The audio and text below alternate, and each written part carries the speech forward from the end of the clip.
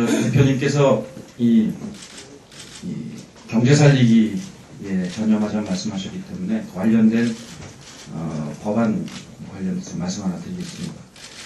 정부가 입법 예고한 비정규직 개정안이 상당히 문제점이 많습니다. 그렇기 때문에 이 문제점들을 보완하지 않는다면 이 비정규직 개정안에 대해서는 많은 반대가 예상이 됩니다. 첫 번째 문제가 되는 것은 잘 아시겠지만 일단 정부 개정안이 상정하고 있는 비정규직 관련 통계 수치조차도 어떤 것이 진짜인지 잘 모르겠습니다. 정부는 내년 6월까지 1년간 약 100만 명의 비정규직 실직자가 예상된다고 하는데 국제기관인 한국노동연구원에 따르면 앞으로 1년 동안은 약 33만 명, 그리고 그 이후에 1년은 약 15만 명, 그래서 2년 동안 약 50만 명 정도의 비정규직 실직자가 예상된다고 하기 때문에 이것은 정부의 그 통계 자체도 분명하지가 않습니다. 통계가 분명하지 않은 상황에서 대책을 만들려다 보니까 이게 대책이 제대로 나올 수가 없다고 봅니다. 뭐 정부 일각에서는 한나라당을 믿지 못하겠다 해서 정부 입법을 하겠다라는 얘기까지 나오는데 저는 이 정부의 통계조차도 믿을 수 없는 상황은 상당히 문제다. 그래서 과연 비정규직의 통계가 얼마인지부터를 제대로 파악하는 것에서부터 비정규직 문제에 대한 대책이 나와야 될 것 같습니다. 또 대안에도, 정부 대안에도 문제점이 많은데요.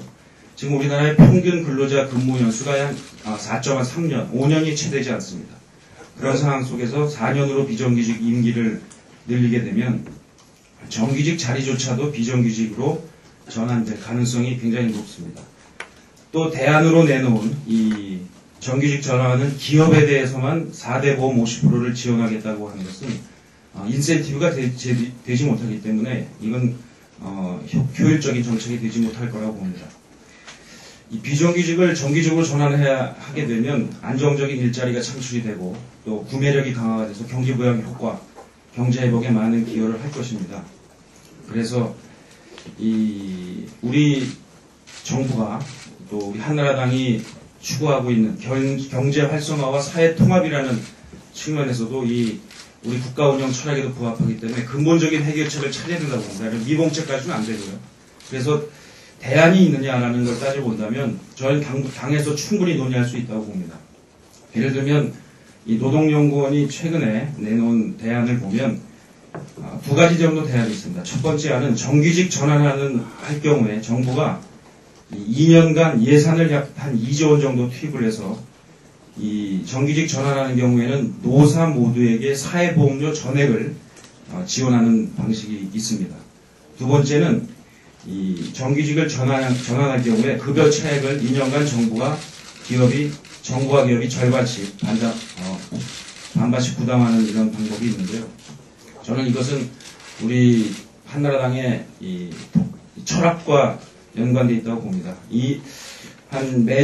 매년 1조씩 2년 동안 한 2조 원을 투입을 해서 이 정규직 전환 문제를 근본적으로 해결할 수 있다면 이것은 바로 사회통합과 경제발전에 초석이 될 것이라고 보고요. 아울러 더 나가서 추경 편성과 관련돼서도 요새는 이런 얘기들이 있습니다. 감세보다는 지금 시기는 기업에 대한 한시적 보험료 감면 같은 것이 즉각적인 고용병을 감소시켜서 고용 유지에 도움이 되고 이것이 경제 활성화 도움이 된다는 측면이 있기 때문에 우리 당에서 이 부분에 대한 면밀한 검토가 있었습니다.